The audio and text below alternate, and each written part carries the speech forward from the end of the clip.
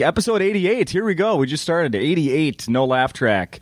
Thank you to Circle of Heat for the music we just heard there. If you haven't yet, like us on Facebook. Leave a comment on iTunes. Follow us on Twitter at NoLaughTrack. And then, I don't know, if for some reason you like listening to audio on YouTube. Maybe you do. Maybe it's a new way to do that. I'm posting the shows on YouTube as well, just audio version, because who wants to see our ugly faces? In any case, let's get on with this one.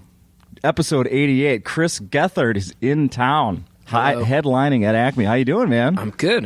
How are you? Good. I don't know. I don't want to shortchange anyone that has been on the podcast before, but I don't think anyone's been on that has more going on. Like more things currently. Yeah, it's been a crazy. You're a busy 2014. guy. Yeah, 2014's been good for me so far. But we'll see. I mean, in 2 months, if I was to come back in 2 months, maybe I'd be the guy with the least going on, you know? It's like nothing permanent, but there's a lot of irons in the fire, as they say. Hey, can you just get me on open mic? Come on, remember me? I was headlined here 2 months ago. Yeah, it could be one of those situations. We'll see. But yeah, right now things are good. Now I'm feeling pretty good. That's just kind of a tease. We're going to get to all that. Yeah, let's just start out first. Today's Wednesday. You've had one show here. First time at Acme last night? First time at Acme. Really? Went well, I think. People seemed happy. As long as the club's happy, I'm happy, you know. But did Chris Gethard fans show up? Yeah, small handful, which was nice to see, and maybe that'll continue throughout the week. But it was, my fans tend to be kind of like quiet and socially uncomfortable people, so it's always nice to meet them, but it just meant like a lot of standing in the bar with long stretches of silence, and I'm very happy with that, but it would have been comical to watch me interact with my fans last night, because I am as uncomfortable as they are.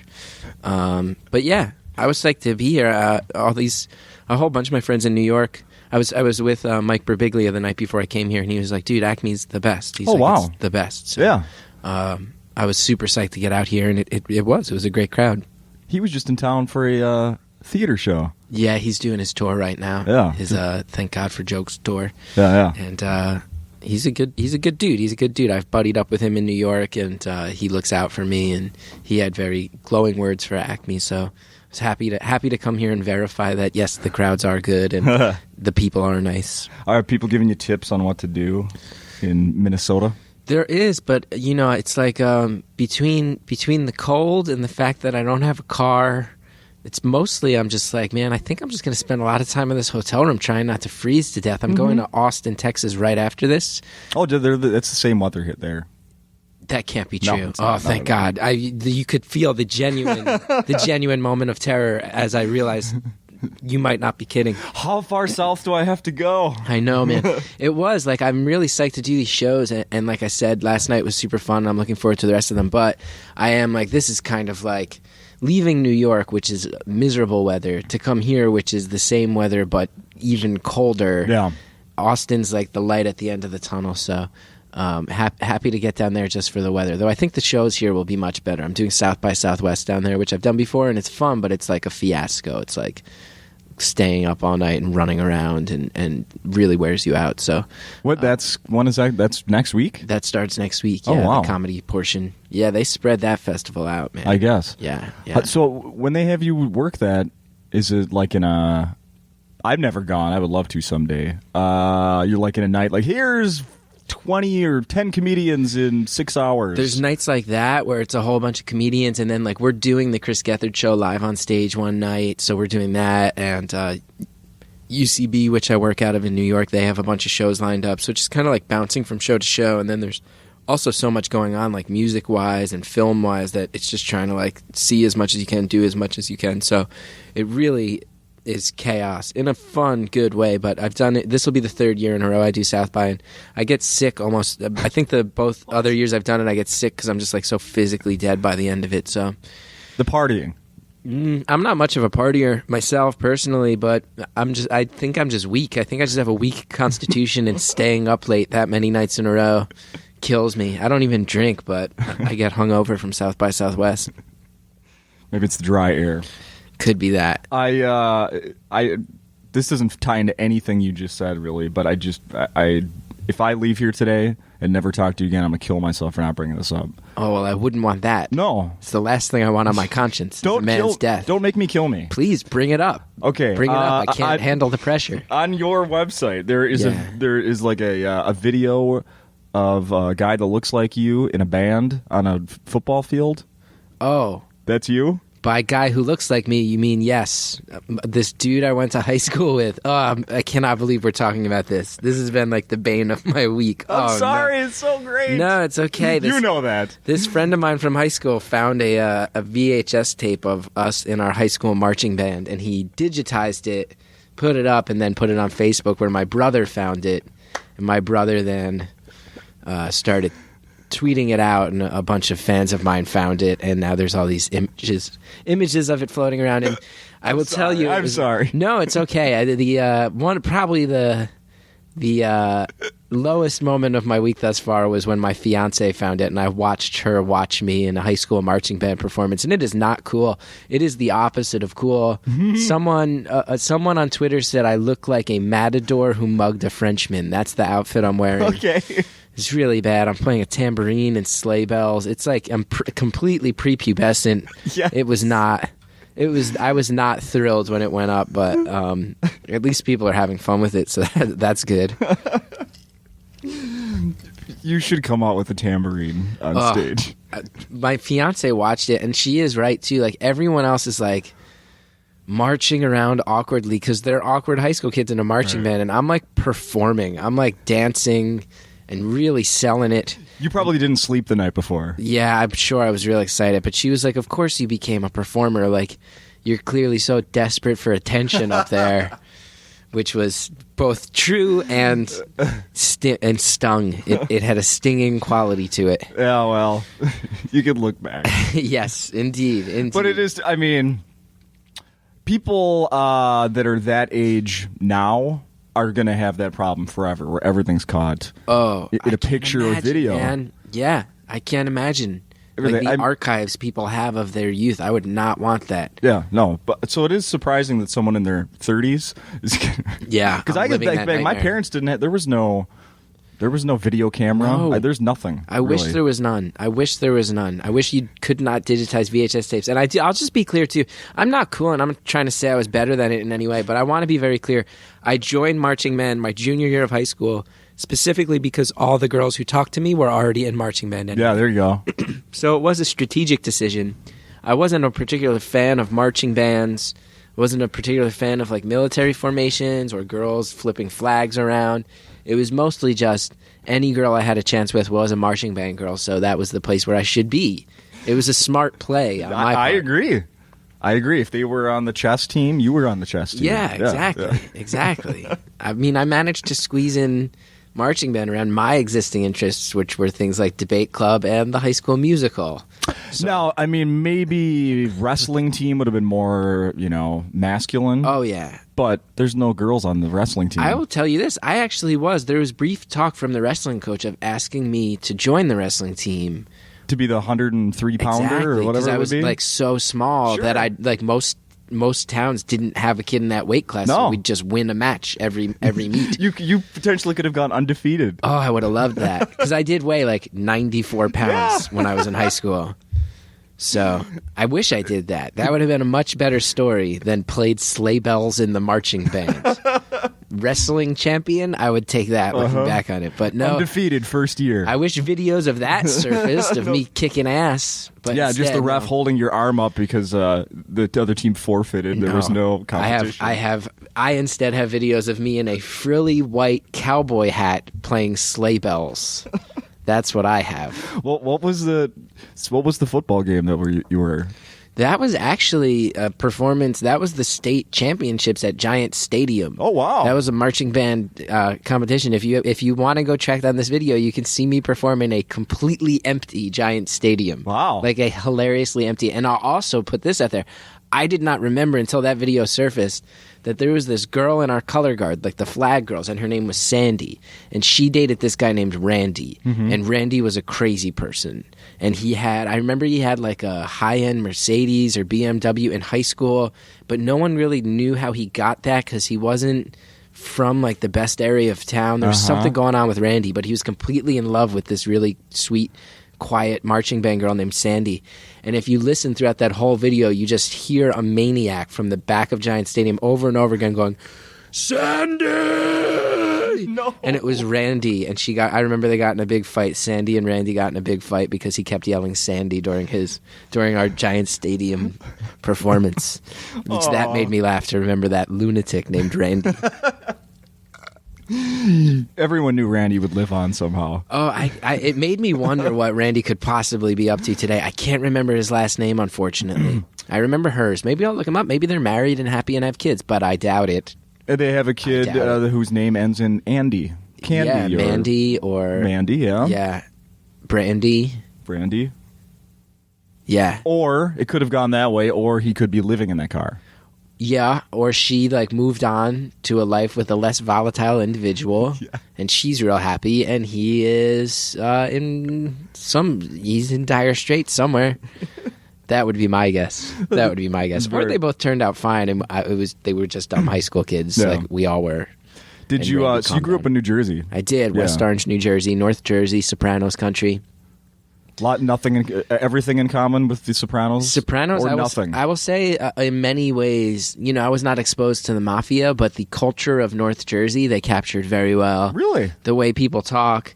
There were stores that they would shop at, like the famous last scene where Tony Soprano goes to get ice cream and then the guy walks in. Like, I've been to that place. That's just an operating store. So, yeah. And some of the references, too, like...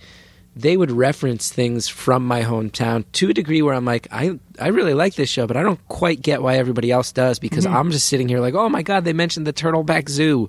That's crazy. So, yeah, very, very similar in certain ways. I thought it was just Minnesotans that did the dorky thing of like, oh, they said St. Paul. Oh, no. They said Minneapolis. The Hold Steady mentioned a street in Uptown. The Hold Steady, those guys live right near Craig Finn now in Brooklyn. Oh, really? They relocated out there. Somebody from that band, I follow them on Facebook, just posted some new pictures this morning.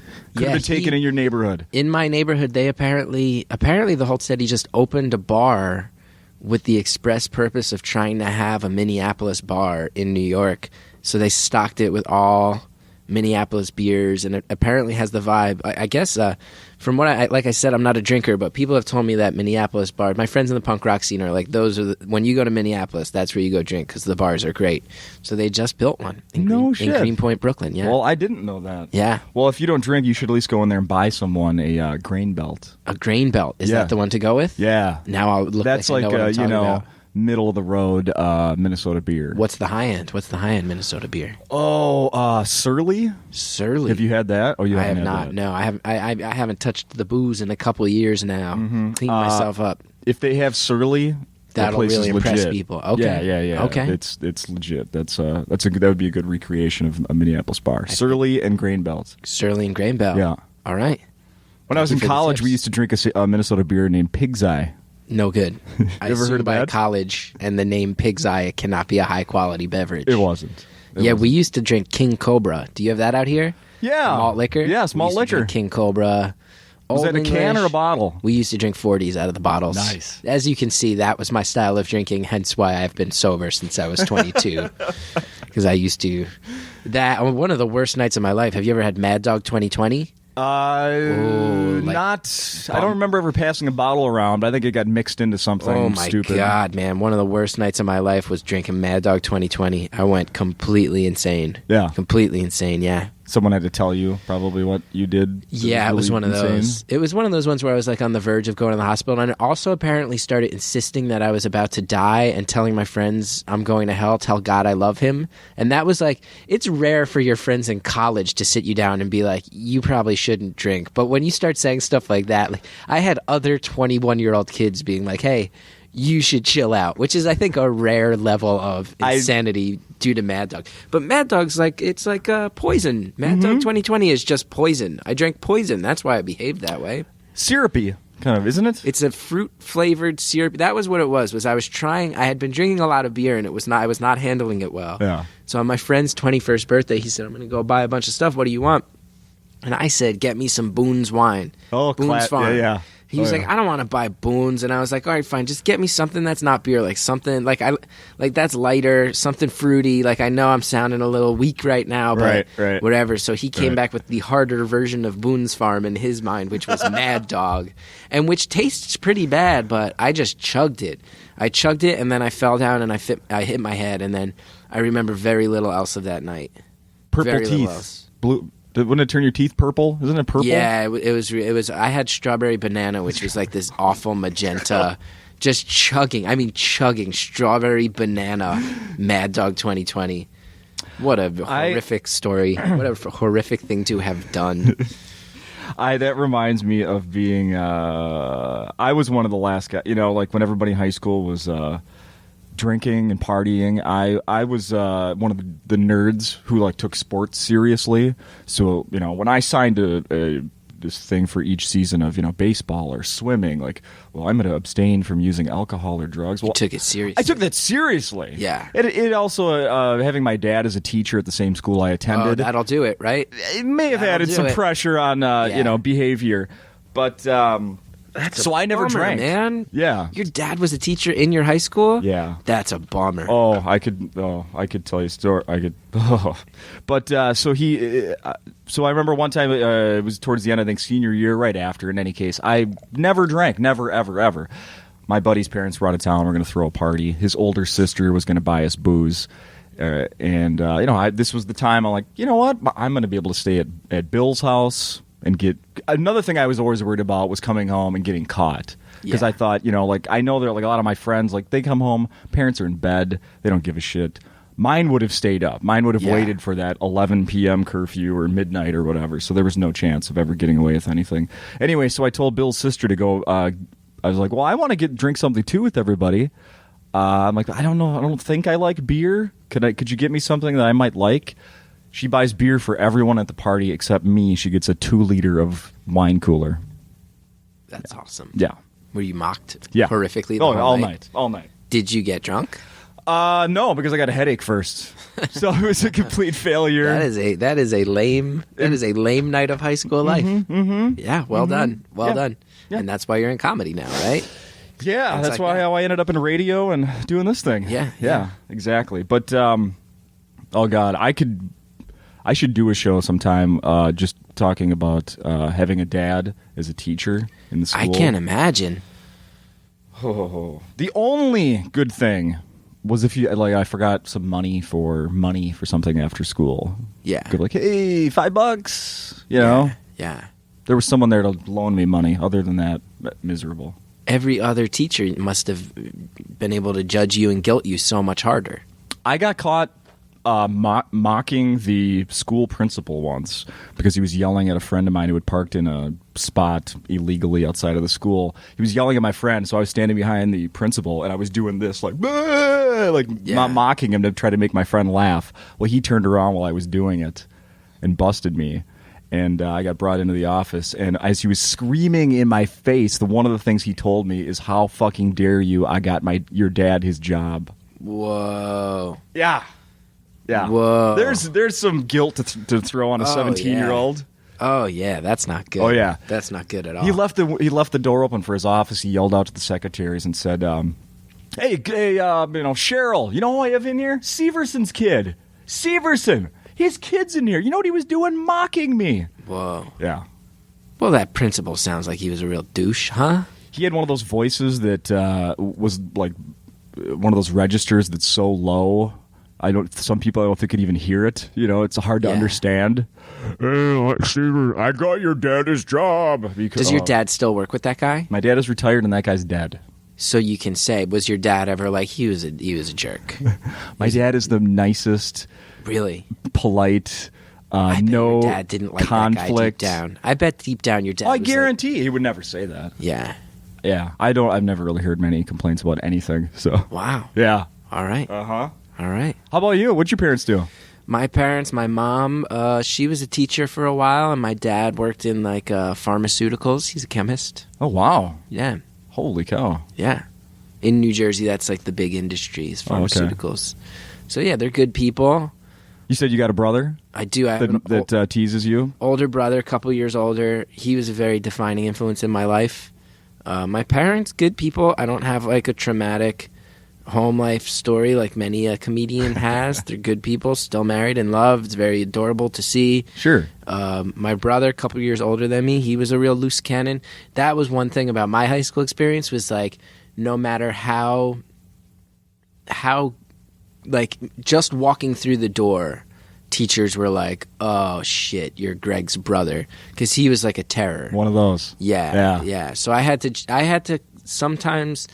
kind of sometimes prove that I wasn't going to be as disruptive a force as he was. He was a real like chaos bringer. But I also, after a certain point, was like, no, I think it's probably cooler to just go with that. I think I was just going to ask you, did it maybe make you a little cooler? I think so. Well, my brother was not cool. He was like a real nerd, but he also was a real funny guy and a real wise ass. So that door being open for me, I think I was set up to be like a very nerdy, good, quiet kid. But I do think some of the teachers that I had maybe made their own lives worse because they judged me based on my brother, and then that kind of gave me no option except to be a wise ass and emulate him because they already didn't trust me, so I might as well have fun, you know? So yeah, there was a bunch of that. But my brother used to like, he was a senior when I was a freshman, and he would show up at school wearing, I remember one day he showed up wearing like an orange corduroy jumpsuit. Nice. And it was just like all day people were like, your brother. And I was like, well, this is who I am, man. He's setting the tone. Better get in on it. So it definitely allowed me to be kind of like a creative, weird kid. That's good. I have kids. I want to encourage that. Really? Yeah, really, you look back, the nerdy, weird kids are the most interesting. Yeah. As we get older. I think so. Don't you think? I think so. Yeah. How many kids do you have? Two daughters. How is that? Great. Yeah. Right. I'm not exaggerating when I'm saying I'm doing my best to mold them into little nerds. That's awesome. Yeah. I'm about to get married. Congrats. So, thanks. Kids is like the next big question. I've finally finalized my divorce. Wow. Congrats. Thanks. Congrats. All right. So I'm a couple steps away from that that part of the process. Yeah. You don't have to do that part, just so you know. You can stay married. You can? Yeah. Oh, it seems like almost no one does anymore. My parents are still together. It happens.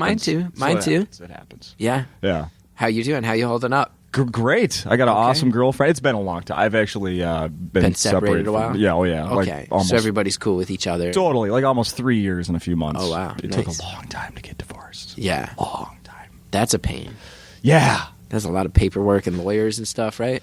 Well, some people like me tried to do it without a lawyer, and that's why nearly it took so long, impossible. Right? Yes. Hence why it took so long. Now, did your ex have a lawyer? No, we were trying to cooperate. Two people that don't get along were trying to cooperate to make it as cheap and painless as possible, but that doesn't work. Not so much. No. Do you get along better now that you're at the end of the process? Oh, yeah. Oh, for sure. Oh, that's great. Yeah, there's a lot good. of stress that's gone now. Yeah. Oh, yeah. That's good. Yeah. That's great. Good for you and good for the kids and everything, right? Oh, yeah. Well, this got serious fast. No, it didn't. This got serious. No, the kids are good. When are you, so when's the marriage? August. Getting married in August. Where? In New York. In New York. Yeah. We're renting a summer camp. We're going to have everybody come stay the whole weekend in the cabins. I think it'll be fun. Awesome. It's a lot of organization, a lot of work. But I think it'll be fun. I think it'll be a real good time. How long have you known her? I've known her a while. We only dated 9 months before we got engaged. But she's a performer as well. She was actually in a punk rock band that I used to be obsessed with, and knew her from that. And she has there's so many creative communities in New York. So a lot of the musicians would show up at the UCB Theater where I worked out of, and she saw me in a couple shows there. And then she wound up being in the house band for the Chris Gethard show. Some friends of mine who were playing music for us asked her to join up, and then got to know each other through that. And then hit a point where we were both single, and we just got together, and it was just a match. Just felt really good. And I'm 33, so I've dated enough to know when something's different, you know. And I was oh, this feels really good. This feels really good, and it just moved. It's nice. But it's funny because last night after my show here at Acme, these kids came up to me, and one of the girls was telling me that she. This is many steps to the story, but I'll keep it quick. She basically said she has a show on Radio K, and I was like, oh, that's cool. My friend wrote a song about Radio K, and she said, who? And I said, Mikey Erg, who's this punk kid from the East Coast. And this other girl was like, oh, I love Mikey Erg. I love every band he's in. And I said, oh, do you love the Unlovables? He's the drummer in that band. She's like, I love the Unlovables. And then I said, well, I'm getting married to Hallie from the Unlovables. And this girl, like, she reacted as if I said I was getting married to, like, Bigfoot. Like, she couldn't comprehend what I was talking about. That this musician she likes. Yeah. And then she told me her friends have an 18-minute long song about how they want to marry my fiance. That her friends in a punk band. It was a strange conversation. She was like, yeah, my friends have this song. It's 18-minute song where they thank everybody. And then there's a long stretch where they say, and thank you to my future wife, Hallie, from the Unlovables. And I was standing there like, this is very strange, but I would like to hear that song. And play at my wedding. Yeah, big time. So she sent me an MP3 earlier today. I haven't listened to it yet. Oh, and then is your fiance, if you've shared the story by now. I'm going to send it to her immediately. Yeah. I think that's really weird. Weird. Totally weird that I came to Minnesota and a girl told me that her friends want to marry my fiance. And she was talking to you not with the intent of having that come up in the conversation. No, she had no idea. She was like flabbergasted that I'm marrying this musician she knows and likes. Crazy. Yeah, it was a really strange. But it was also cool because, like, I'm not cool. I'm like a very, very geeky comedian. And I could tell this girl she had come to the show with her friends, and you could tell she was kind of like better than it. But then when she realized that I knew about this music that she liked, I was like, oh, I'm feeling myself turn cooler in this girl's eyes. Sure. Just because I am marrying a musician she likes. That made me laugh really hard. I could see it. Like, her friends were really into talking to me, and she was on the side, and then she was like, wait, huh? What? Huh? What? And then by the end, she was all about it. So I won. Yeah. I won that conversation. Way to go. Thank you. Yeah, yes. You won her over. Because to me, it's all about looking cool in young people's eyes, right? Well, obviously. That's what the whole thing's about. You get on the road and hopefully you look cool to some college kids. That's right. 20-year-olds. Yeah. Damn right. I want 20-year-olds thinking I'm cool. Uh-huh. That's my main goal as an entertainer. Because I wasn't when I was 20, so why not in my 30s? Not even close. No. Not even close. No. Yeah. Not even close. Well, you've mentioned it a few times. Let's talk about your baby, the show. Oh, yeah. That's me. That's my whole thing right now. The Chris Gethard show. On a little hiatus right now? It is, because it started as a stage show, and then we switched to being a public access TV show. And in both those iterations, it just like got some buzz. It was cool. And then Comedy Central recently paid us to make a pilot for it. So we did that. So we taped that on January 30th, and we actually turned in our final tapes yesterday. Oh, wow. To Comedy Central. So while I was in the airport waiting to get on a plane to Minneapolis, I got this text that was like, it's done. It's in. We can't change anything else about it. The edit is done. So that feels good? It does. It feels good. I'm also really nervous about it. Like, I'm a very hands-on, like, DIY, do-it-yourself guy, you know? So to hit a point in the process where I can't have any effect on something is a little maddening for me. Like, I really actually enjoy, like, kind of trying to keep things I do smaller scale, so that I can feel some level of control over them. Well, then this is the complete opposite of that. So. Yeah, now it's being handed into a world. It has hit a point where I can no longer have an effect on it, which is scary. But while we were taping the pilot and doing the edit, we went dark with the public access show. But while we wait to hear, we're going to bring it back. So I get back to town end of March, and then we're gonna start doing the show again in April on public access. So it's a really strange show. People who like it really like it, though. So if you're listening, we got all the archives up online. You can go find them. It's not for everybody, but... How many episodes now? 400 something? No, 120 plus about 6 or 7 pre-tape specials and a 12-hour long special we did when we covered the election coverage for the New York Public Access Station, which is, I believe, the longest unbroken live broadcast in New York public access history. Maybe all of public access. Was that a good idea? It was not. It was not. No? But I think actually the footage is really, like, I think it's really funny because like that you get to see people actually lose their mind. Like, I think I was only, out of the whole 12 hours, I think I only took a couple breaks to use the bathroom. I think I was only off camera for less than half an hour of the whole 12 hours. And I was really losing it. Like 3 hours in, I started to really lose it, not have much to talk about, start to physically drag. So by the end, it really is pretty, you're watching us just like limp to the finish line. How much serious coverage were you doing? That was really funny was about 2 or 3 hours into it, the public access people were like, you guys got to start doing more actual election coverage. And we were like, well, first of all, there's no news yet. It's like 11 in the morning. Yeah. So there is no news to cover. And second of all, like, you guys told us we could do this. Like, you knew who we were, you know? So we did try. We actually had to, since we started getting yelled at, we had one guy on our crew who randomly, he's one of these dudes who just like consumes politics. Yeah. So he was telling us about all like the local races and Senate races and different like House of Representative races across the country. So he was able to inject some actual news into it. But by and large, it's mostly just idiocy, and people started realizing that they could have stuff delivered to our studio. So people were sending like balloons and food and all this stuff, and we had this policy we'd eat anything sent to us, which was again a bad idea. And my favorite stretch of that whole episode was that at one point this random dude wandered into the studio, and he was a little crazy, like he legit off his rocker, which is not a funny thing, but he just jumped on camera and he was just down for whatever, and he was having fun and saying all these bizarre things, and it was a little uncomfortable. But like with our show, like that's part of it, is I like when things go wrong or when unexpected things happen. So it was just me and this crazy guy and my friend Dan, and Dan had done the show a couple times, but he's not like fully entrenched. And then I took a break, and when I came back, the only two people on camera were Dan and this insane Asian guy who had shown up. And after the show, I was like, I'm amazed how well you handled that lunatic. And he's like, wait, that's not somebody who works on the show? And I was like, no, that's an actual lunatic who wandered off the streets in New York and just jumped on. He was like, oh, I had no idea. So it was just two people who didn't really know this show. Shouldn't have been teasing him. Yeah, shouldn't have been messing with that guy. He's apparently a dude who's like kind of notorious in the public access world because he always storms shows. And what? Yeah, he one time apparently snuck into the studio and got locked in overnight on the roof. He like spent a night on the roof of the station because he got locked in and he was trying to find his way out and trapped himself on the roof of the That sounds studio. like the premise for an episode of a sitcom. I mean, like, the world of public access is crazy, and New York is a place that has a high percentage of crazy people.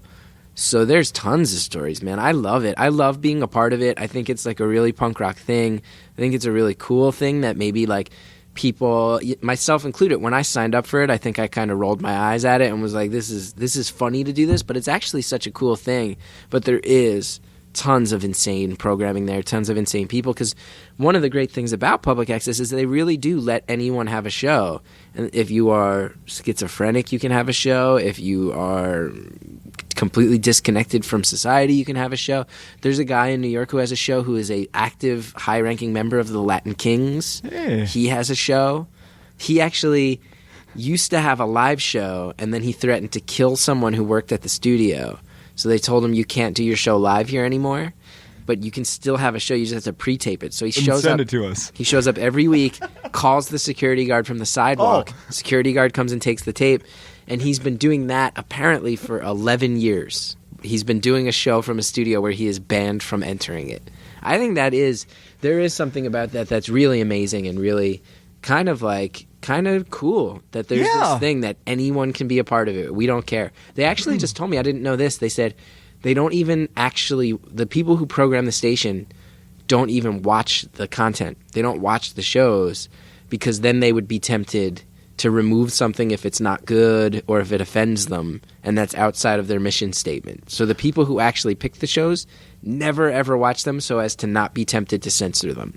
Who runs public access? Public access is actually funded by the cable companies. It's actually in the 60s and 70s, there was a group of people that started in New York who started fighting for this idea of, well, if you're going to lay cable in a community, that's like a huge infrastructural thing. It's going to cost traffic when you have to do it. It's going to really, you know what I mean? It's like it is a thing that affects the community. So in order to have cable laid in a city, most cities have a thing in the contract with the cable companies that is you have to provide stations that are for community access that the community can have access to. So in New York, there's in Manhattan alone, there's actually 4 24-hour public access stations that are just full of insane content, and you have to take these classes and fill out all this paperwork to sign up. And I think the goal with those is like, oh, only people who are really serious will put in all the time to do this. But in reality, it's just only people who have nothing but time on their hands, which leads to a lot of people who are kind of fringe members of society having TV shows. I think it's really rad. I'm glad to be a part of it. Crossover? Are there any crossover public access shows? There are. A lot of people work on each other's shows, but I've actually become kind of hated by the public access community. There's a lot of people who love me, and then there's a lot of people who seem to think I'm like came in and used it. And taking advantage of it? Took advantage of them, and I'm not a real member of the community that's there, and that's a bad thing. And I would say that you've been on Conan, man. You should have your own show. Most of the people, because I was always when I went on Conan and Fallon to promote the show, I was like, I'm part of the Manhattan Neighborhood Network. I always said that. I always was very proud to do my part. And the people who run it were psyched I did that. But I think a lot of people were like, oh, this pretty boy thinks he's better than us. And I'm like, I really don't. And if you're so deeply entrenched in this thing that you are hateful of anyone who comes in and uses it towards greater success, I think that's a bummer. Just don't piss off the Latin King. Never. I never want to piss off King Cuba. I never want to. But I'm really psyched. I think tonight there was a public access show in Minneapolis that these guys reached out to us. Their show pre-existed ours, and they emailed me, and they were like, dude, we just found out about your show. We think it's really cool. We do this show as well. And they were like this other group of you could tell they were legitimately creative people using public access, but their show got shut down about a year ago. It was called Freaky Deaky, and it was really cool. It was really, really great. And I know at least one of those dudes who was a part of that show is coming to the show tonight, and I'm psyched to meet him because it is this world where it's not very well organized within any given city, and the actual crossover, to meet other people who do public access, let alone other people who are motivated individuals doing creative stuff with it, very hard. So psyched to meet Minneapolis' own Freaky Deaky later tonight, because they were an early thing of we're co-conspirators. Let's figure out ways to do it. They were going to fly one of our cast members out to be on their show. Oh, wow. And then something fell apart with their relationship with the station. Something I can't speak for them. Something fell apart. But is anyone content? Are there any restrictions on content? Well, that's the most amazing thing, dude, is that the laws with public access, because you have to remember, cable you opt to have in your home. So you're opting to have it. So there's very few restrictions. In fact, most channels, the restrictions they put on themselves are self-imposed to avoid complaints, to avoid community complaints. So really, the only thing that defines content is obscenity laws. And obscenity laws are defined by what your community complains about and defines as obscenity. So in Manhattan, New York, those laws are very loose. So I bet. The only content rules we have as far as what we can do live in the studio are actually designed primarily to keep the equipment safe. We can't play sports in the studio because something might break. But if I wanted my show to just be me shouting obscenities for an hour, no one would have a problem with it. Yeah. It would be zero problems. And we can air nudity, but we can't be naked in the studio. But that's only because they don't want people's grody bits touching equipment. They don't want someone sitting in a chair with their balls out, and then someone has to sit in that chair. I can't argue somebody's that. filthy balls were on. So there's that. But we can air nudity. We can't air genital contact. But I asked them well, what are the limits on that? And they said, well, what do you think? And I was like, so if I took a piece of saran wrap and held it up, and two men mashed their genitals onto either side of the saran wrap, they're not technically touching. They were like, yep, totally fine. What? Totally fine. If you want to have your show be an hour of two men grinding their genitals against a piece of saran wrap, as long as the saran wrap doesn't break and the genitals don't touch, that is fine. And of course, you can't show you can't have people doing sexual acts. Right. So if anyone was to get aroused while rubbing their genitals on saran wrap, we'd have to back out of that. You'd have to kill that. But if it was just unaroused genitalia mashing against plastic, totally fine. 100%. No one would have a problem with it. No, I swear there's saran wrap there. You just can't see it. Yeah. We actually do have this dream though that if we ever end the show, we want to be kicked off. We don't want to leave. We want to invite the actual higher-ups at Public Access to the show as our guests of honor, and then see how far we have to take things before they that is the way you have to do it. Kick us off the air, yeah. And they have a great policy, too, which is they're you can do whatever you want once. But if you break one of the only rules, like there's very few rules, and you can even break those if you want. You'll just get kicked off. Like they don't try to preemptively stop anybody. Like if somebody, they've had dozens of people whose shows have ended because they're like, free speech means I'm going to do this. And they're like, well, you got to go and you knew you were going to go and we respect that you did it. But it's like the loosest place. And the idea that the key for me is that, you know, public access show has certain feelings where I think people hear that and they think you can only see it in your city. But in Manhattan, our station streams everything that happens online live while it happens. So we do a live show that people call from all over the world. Amazing. So yeah, it's like we found this kind of backdoor into having a fully functioning TV studio. Who would have thought?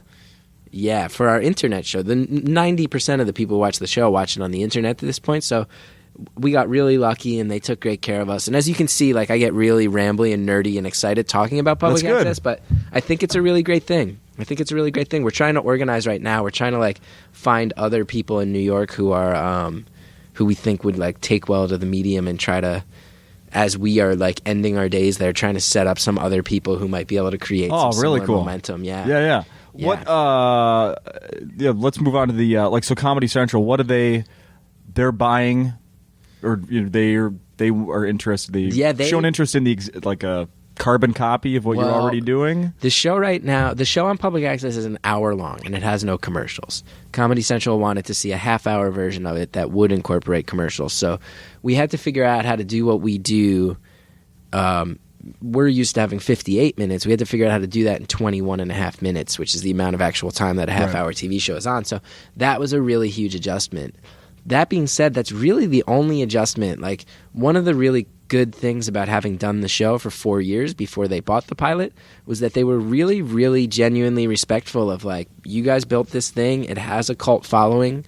That's the reason we are here today. So we don't want to mess with. They weren't like, you know, we don't like this cast member or that cast member, leave them out. They weren't like, maybe we should change this or that. They were like, really the only content guidance they gave us was like, you do certain shows like this that we don't love. You do a whole bunch of shows like this that we do love. So we'd prefer if you focused on maybe that type of thing that you've done prior. And outside of that, they really just were totally hands off. The director of the show was the guy who directed every episode of the public access show. Most of the producers were people who were producing our public access show. So it really was like we took this public access thing and got a budget to do it for real one time. And I think we did it right. I think anybody who watches our show would watch it and be like, you didn't sell out the soul of it. Like, you made a nicer, cleaner version of it. You used the budget towards cool stuff, but you didn't give away the heart of it. I think people would be proud of that. So hopefully, fingers crossed, knock on wood for us, we'll get to do more on Comedy Central, and that's when the trouble really starts, you know? That's when I'm like, oh, if we get to do a live show on Comedy Central, like, we can really do some damage with that, you know? So hopefully we get the chance. But if not, like, I have no complaints about their treatment of us. They did not make us compromise all that much. The half-hour thing was a huge beast to figure out, but outside of that, there were really not many changes at all. That's really cool. Yeah. You'll just be able to do the show. You'll do the show in the same place? Or no, I mean, in New York still? In New York, yeah, which was important to me. I think, like, it has, you know, the other option would probably be Los Angeles, just based on how the entertainment industry works. But to me, it's a very New York show. Like, one of the defining things in the show that we never saw coming was during our second episode, the studio, it had been double booked, so we didn't have any prep time. So all we could do was just sit there and take calls. And it was kind of depressing. Our first episode was really horrible. And we had come in cocky because we had this existing show at a comedy club that was popular, and we dropped the ball. But we're taking these calls, and this girl called us up, and she was like, "Well, I don't get what you're doing. What is this?" And we were like, "Well, we're figuring it out. It's a comedy show. Like, it definitely needs a lot of work, this and that." And she was like, "You guys are funny, but I'm really confused." And I was like, "Well, where are you? Like, maybe if you come to the studio, it'll make more sense." And she was like, "Oh, I'm in Times Square." And I was like, "Well, jump in a cab. Our studio's on 59th between 10th and 11th." And she showed up. And she just came on the show, and she wound up appearing on the show for the next 15 weeks, this random girl. And that kind of became, like, the early thing that defined what the show was, because we were like, we don't care about it. There's no consequences. And that, in a way, is very liberating creatively, and I think showed anybody who was finding it, like, oh, these guys really are going to let this thing go wherever it wants. And as a viewer, I think people get interested. You know, the show content-wise sometimes falls apart. a lot of times it gets a little strange for people. But I think the people who love it primarily because they get to see it evolve and they get to make calls and put their fingerprints on it. And they know that if they support the show, just like that first girl, Random Jean, as we called her, they could actually help sort of push it in a new direction. They could help send things wherever they go. And we try to make all of our bits interactive and things where you can call or affect them via the internet. So it's like public access is kind of an outdated medium, but we've managed to figure out some modern things to do with it, which I think is impressive. It's a good combo. I think about it very hard, as you can see. I apologize that I'm not being funny at all and just being nerdy, but I get very, very passionate about it. Very passionate. I bet everybody else is funnier than this, right? Nerdy's good. We've nerded out on many things on this. Yeah, I can talk forever about how I think public access TV is like perhaps like the last truly independent thing in entertainment. You know, indie film has been co-opted, right? Like a lot of indie film now is like getting into Sundance now doesn't necessarily mean you did it yourself. It just means you like left certain backers' labels off of it. Indie music doesn't mean as much as it used to, I don't think. But indie TV, that's still a pretty undiscovered What about podcasts? frontier. Podcast, huge. Yeah, sorry, my bad. But yeah, like podcast. We started our show in 2011, and podcasting was a thing where I was like, oh, podcasting is kind of really replacing terrestrial radio in many aspects. Not completely, and I don't think it ever will completely, but there's a certain type of programming that podcasting can support to great effect. Yeah, God, I hope it doesn't. I want to do both. Yeah, no, I think there's so many people who do both, but there's like long-form stuff that can happen on podcasting that can on radio. And no, not even I was close. like, when we started doing the show on public access, I was like, well, video podcasting can't be too far behind. And it turned out that was wrong, that video podcasting has not had nearly the effect that not audio really. Some people podcasting do has. it, but yeah. But that was one of the early hopes. But podcasting was a huge inspiration of like, right, with the internet, you can find your own version of existing things. Mm-hmm. There is literally something for everyone. Yeah. What? So how often do you go out on the road like you are right now? I don't go out too often largely because the show anchors me to New York. So every Wednesday I need to be there. But I really like finding ways. I do a lot of festivals and I do road gigs here and there. I just did Nashville earlier this year. I'm doing Austin right after this. I'm doing DC later in the year. So I'm just, I just did Cleveland actually a couple days ago. So I do things here and there, but I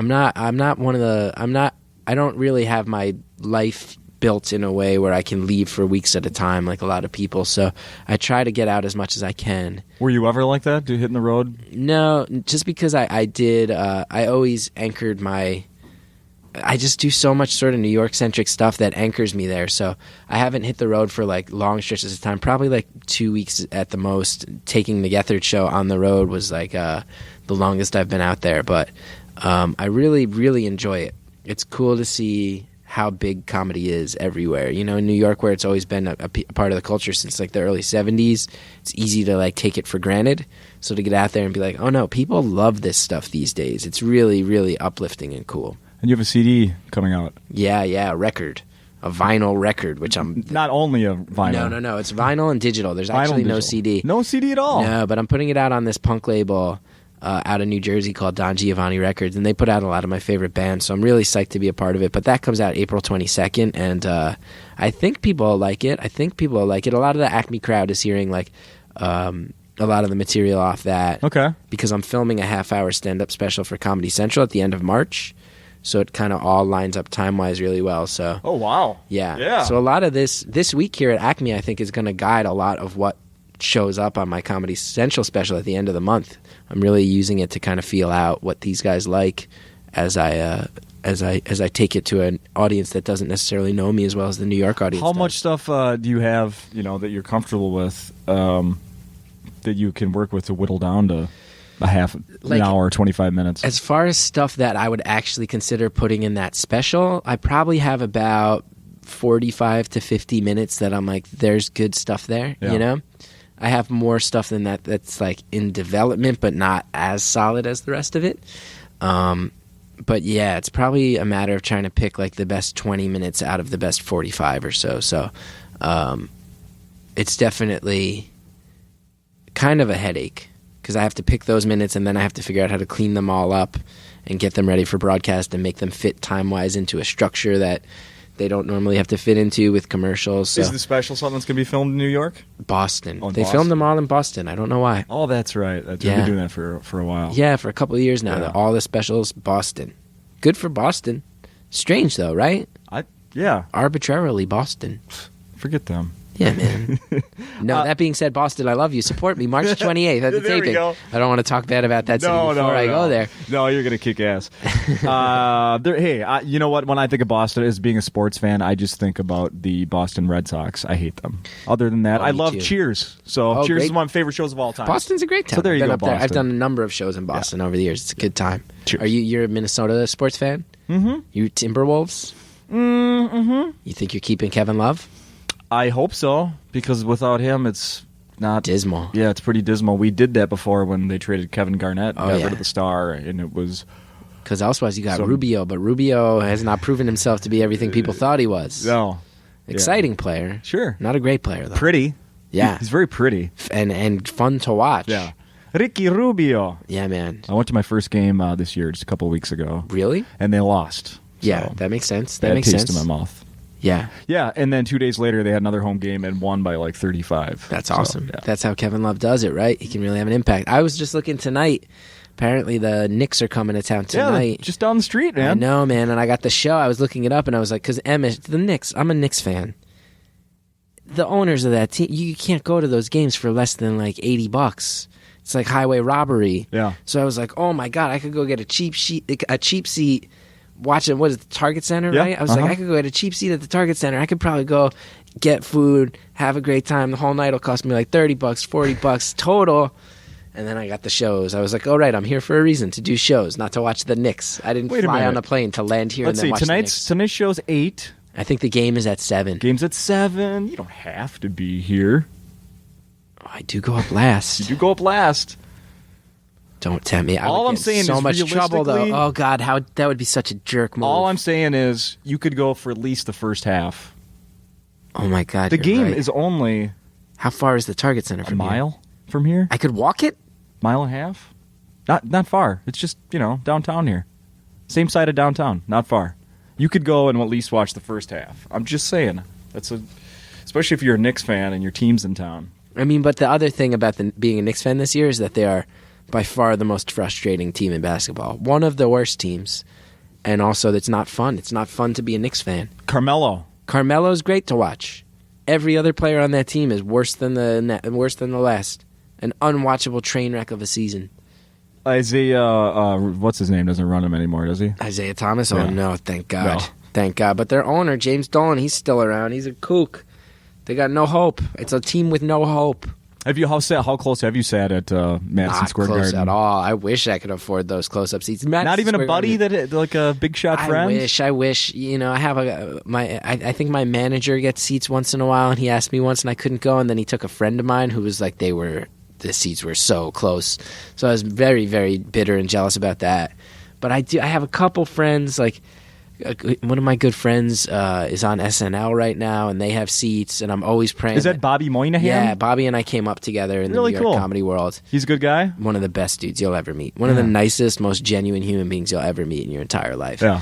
And he, I never want to ask. I don't want to ask for things, but I'm always like, oh, if he ever gets those seats, I hope he throws them my way. But no such luck. No such luck just yet. Maybe he'll hear this podcast, though, and old Bobby Moe will step up to the plate, Hey, yeah, if you're listening to this on the set of SNL, hey, everybody. Yeah. Hi. If you're just I know it's not really broadcasting happening, so. If you're just broadcasting this over the loudspeakers there on floor 8 of Rockefeller Center, I would like your tickets, please. Sure. Hi, Lauren. No, he's not going to say hi He back. didn't answer. He just stared at us in icy silence. Icy silence. Boy, we're time is flying here, but there's a few more things I want to talk to you about. I don't want to take up too much more of your time. Oh, no, a few more please. things I want to get to, though. I was reading something on your website, and I'm just curious about what this was. We don't need to get in the whole thing with the UCB and all sort of controversy or whatever that was going on there. I don't want to get into that. But you wrote something on here about how the money, and you made over $50,000 from a commercial after it aired during the football season. Oh, yeah. What was it? Well, I do want to be clear. I would never just brag about money in any way publicly.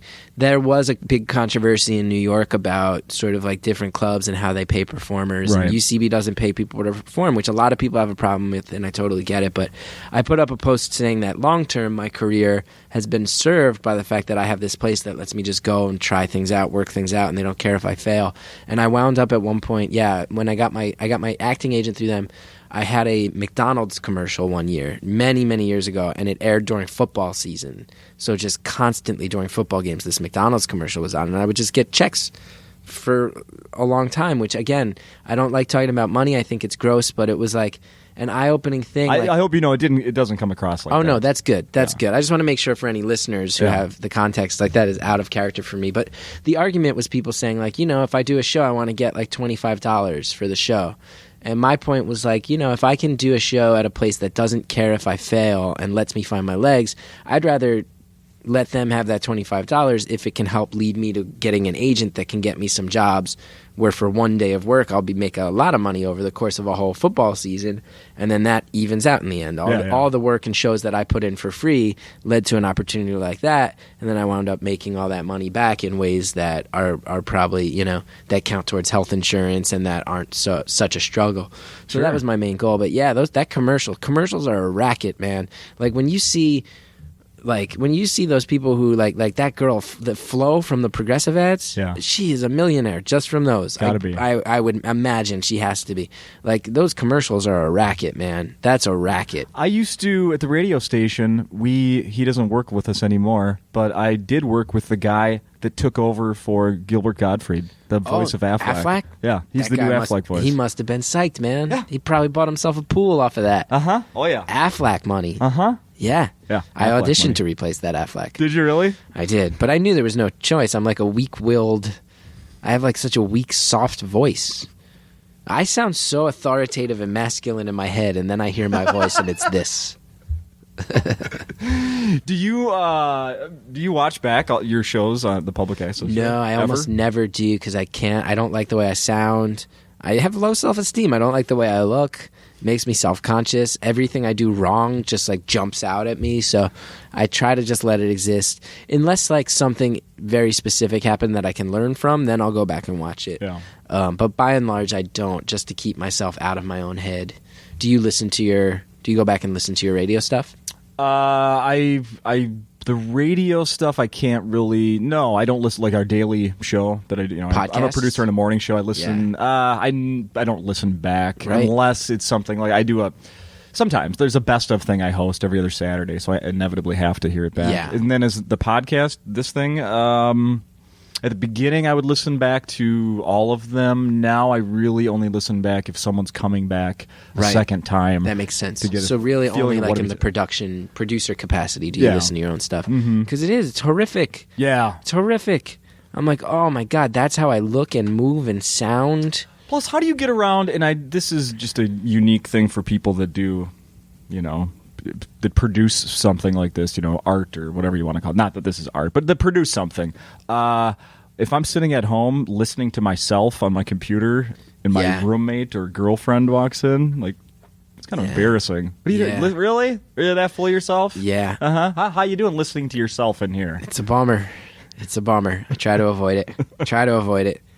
Yeah, but I avoid watching my own work mostly out of feelings of shame, let alone avoiding arrogance. That would be a luxury, mostly because I'm genuinely ashamed of who I am and how I come off. Arrogance is a luxury item in your life. I wish I could get to a point of self-esteem where arrogance was possible. Someday.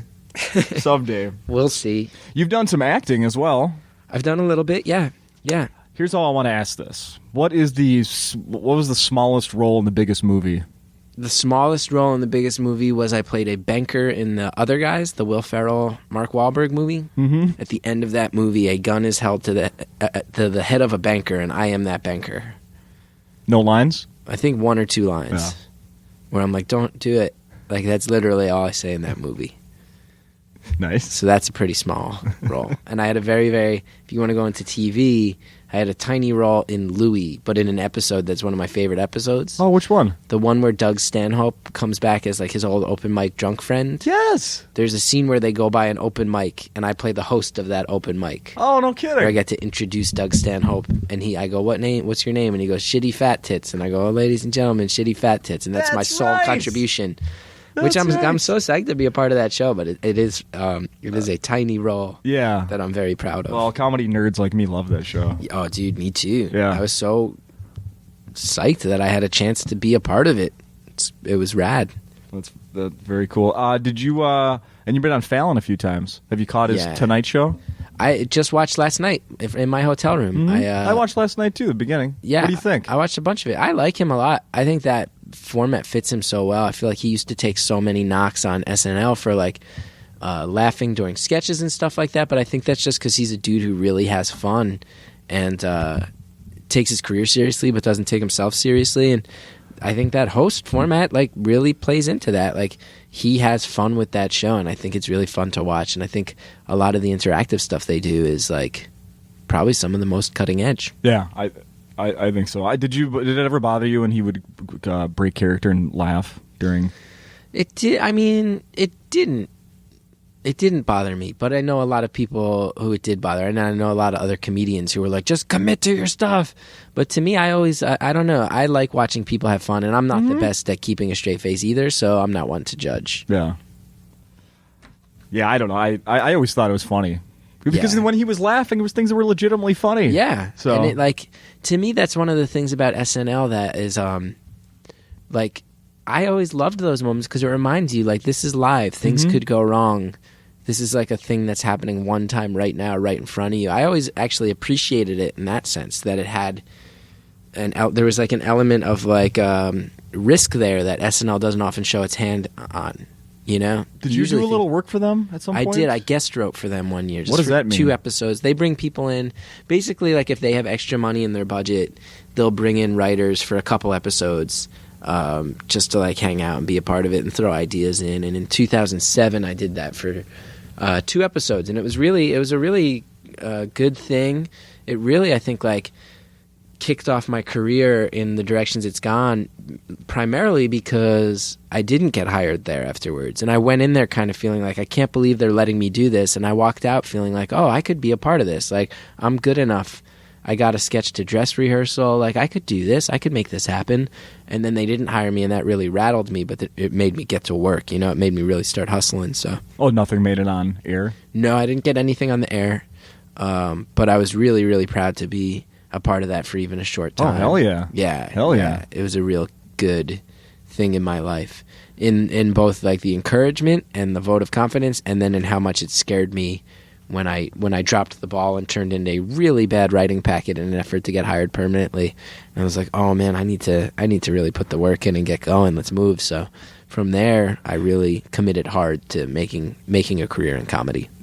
Now, something like SNL, well, you're being in front of the camera or behind the camera would be your preference, and something like that. I don't know. That's a great question. When I was younger, I would have wanted to be in front of the camera, but I do think there's a lot of joy in being the type of person who gets to like set something up. And I'll tell you, the older I get, the more I'm like, writers have a really great gig, man. Like, they get to generate all this funny stuff, and then if it goes wrong, they don't have to take the hit on it, you know? Like, someone else has to take the fall when things go wrong. I think that's a pretty cool aspect of it in a basic level, but mostly I'm of the philosophy that, like, if I get to work with people I respect, if I get to work in any creative capacity, I'm doing better than I thought I would have been when I was a kid who didn't think I deserved to be doing this. So whatever I can be doing. And I know that sounds like a little bit of a cop-out answer, but to me there's like great satisfaction just in being creative, whether that's on camera, behind the camera, whatever it is.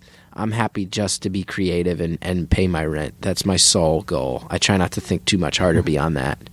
I think that so works. hard to do any of it. Yeah. So hard to get any of it going that if I can pay my rent and not have a 9 to 5. New York rent. Oh, yeah, which is, I can't even, it's depressing to think about. When I walked in here and just saw the size of this place, I was like, oh, there's no comedy club in New York City could have this amount of space just because comedy, like, you don't have those luxuries, man. It's awesome. It was awesome to walk in and be like, oh, this is a big space where you have room to breathe. You can fit a lot of people. It's so cool. The one comedy club I've been to in New York is the Cellar. Oh, yeah. And great club. Yeah. But you are on top of all the other people around you, crap. right? You're like shoulder to shoulder with the other people. I didn't see that on the website when I bought tickets. Oh, yeah. It's like, tiny, right? Tiny! You think it's this place in your mind where you're like, oh, Comedy Cellar, it's one of the best clubs ever. All these legends come from it. And then you go there and like... you may not even be facing the stage. Oh, yeah. And to reach for your drink, you're going to have to like elbow through the person on either side of you to get to it. It's really nuts. But also probably part of why it is what it is. Yeah. Because there is that energy to it and that life to it. Yeah. Well, I've taken up enough of your time. Well, thank you for letting me ramble. I'm sorry if this was a boring one. I think it probably was, right? It's okay. I can take it. No, I would not say that. I didn't really do any like bits or anything. I bet a lot of comedians do bits. Do they do bits? No, God, no. Nobody comes on here. I should have done some bits. It would have stood out more if you did bits. All right. Than not doing. So bits. I was equally boring to most of the other people. We have a standard. That's good. All right, as long as I didn't lower the bar. No. I mean, if this was like 10 minutes in top 40 radio. Yeah. Hey, let's go. Let's hammer out some jokes. Right. No. This is we're having a conversation. I liked it. Yeah. I enjoyed it. You did? Yeah. I'm going to believe you. I meant it. No, I know. Thank you. I was very excited to meet you. You got so much shit going on. My pleasure. Yeah. Glad to spend an hour with you. And a year from now, you'll be too big to remember any of us. That's not. I mean, knock on wood, that's true, but I doubt it. At least mentally, I'll never believe it. Fair enough. Thanks, Chris. Thank you. Yes.